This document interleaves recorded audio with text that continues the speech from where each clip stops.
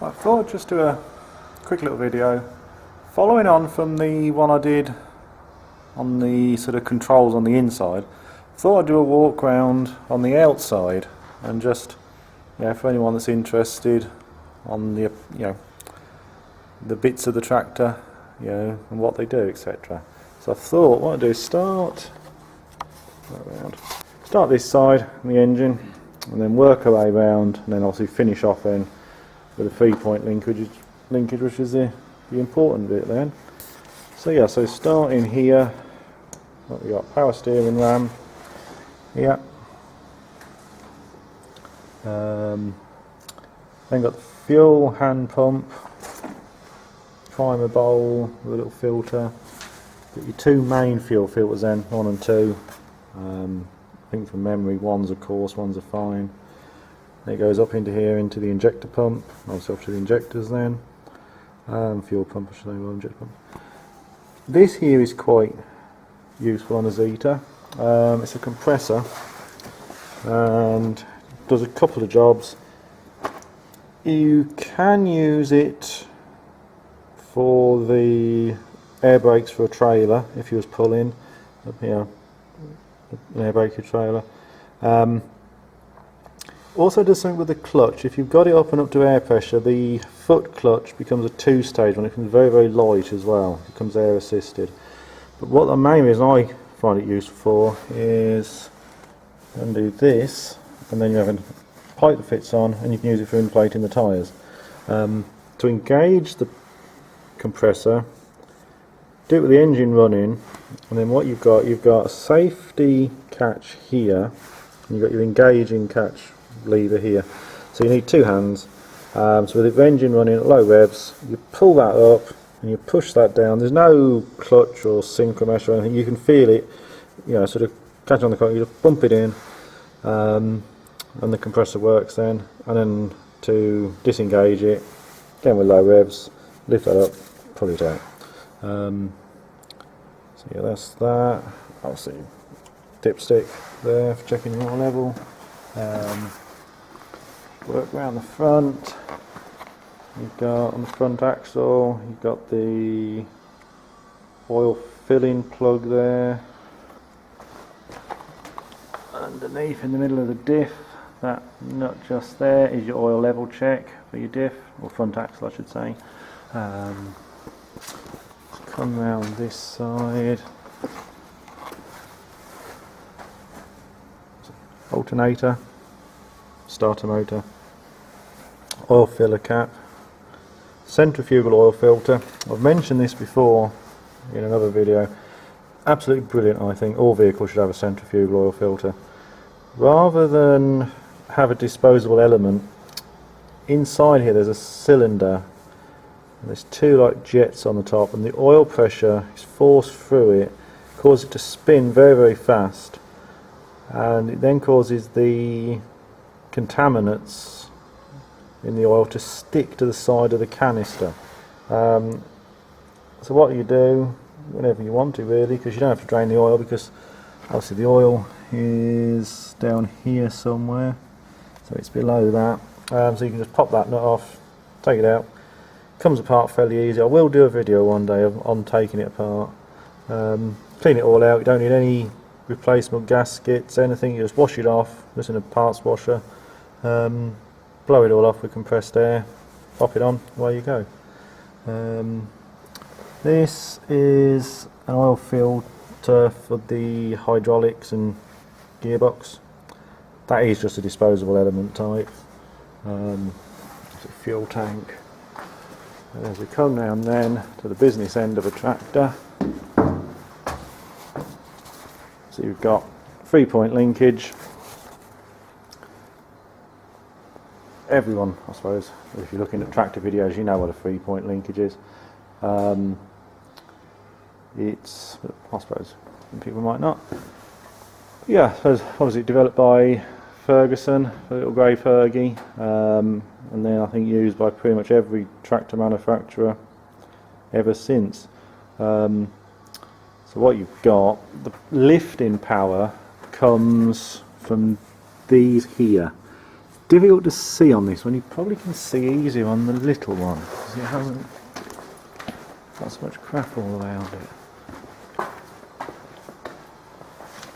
But yeah, on the little one you can see about. You see these arms here.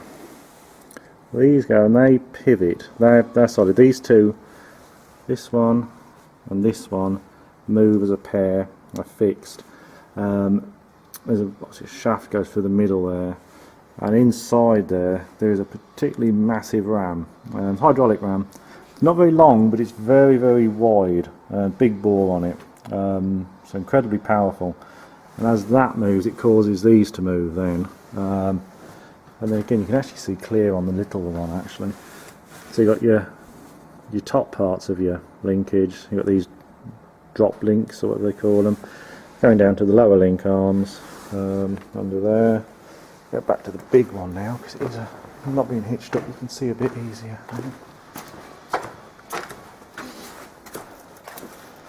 So yeah, you've got your drop links coming down to the lower link arms, which is where the implement attaches onto.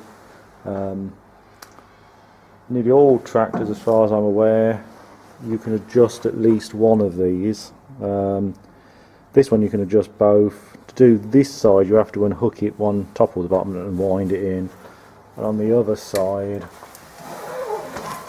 there's a, zoom back, there's a lever or a knob up in the top there that turns it, and that just lengthens and adjusts this. The idea of that obviously is to level the implement. You've got sway bars here, the camera's picking them up. Let's show it easier this side. The idea of them is to limit this movement. So again, if you've got when you've got an implement on the back, stops it swinging about and crashing into the tyres, whatever. This particular tractor has also got an assister ram there, which just helps up the capacity. Works in unison with the one internally. So actually, according to the book, I don't know if it's genuine or not, I've never actually tried it, but this linkage could lift 4 tonne, which to me seems a lot. You'd have to have a hell of a lot of weight on the front, but apparently it can lift 4 tonne. You've got quite a lot of adjustments on here. If you look where these drop links go, I've got it on the centre hole, but there is one here and one here, and obviously if you move it to the inner one it will be able to lift higher and lower, but probably reduced the capacity. If you move it out here to this one, see, it will obviously have more lift because you've got less leverage on it, but it won't move as much. Then you've got your top link, and it's showing up there, it might do.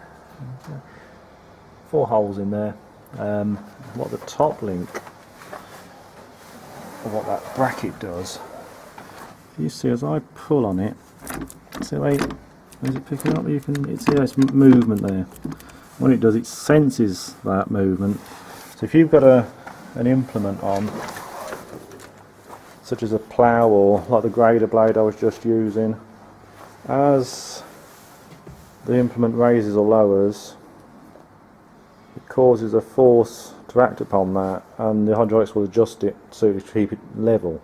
I don't know exactly, because I've never really used it for ploughing or anything, this tractor, but that's where you tend to adjust the sensitivity of the draft control.